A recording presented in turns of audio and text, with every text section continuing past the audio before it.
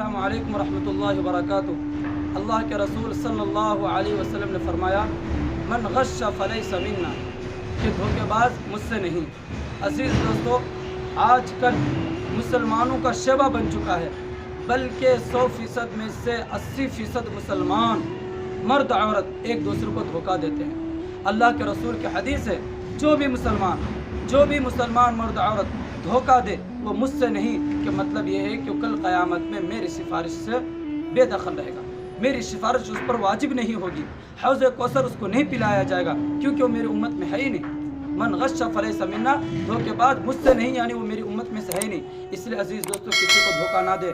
अगर हम किसी को धोखा देंगे तो फिर हमें भी कोई धोखा देगा। इसलिए अजीज़ दोस्तों, जब भी आप किसी से वादा करें, सच्चा वादा करें, किसी को धोखा ना दे। अगर वादे में जिस चीज़ का आपने वादा किया है और वो आपसे नहीं हो रहा है, वो काम आपसे नहीं निमट रहा है, तो उस वादे के पूरा होने से पहले आप उनसे माजरत कर लें, ये काम अभी नहीं हो सकता, 2-4 दिन और मोहलत दे दे। लेकिन अजीज़ दोस्तों, प्यारे भाइयों, किसी को धोखा ना दे।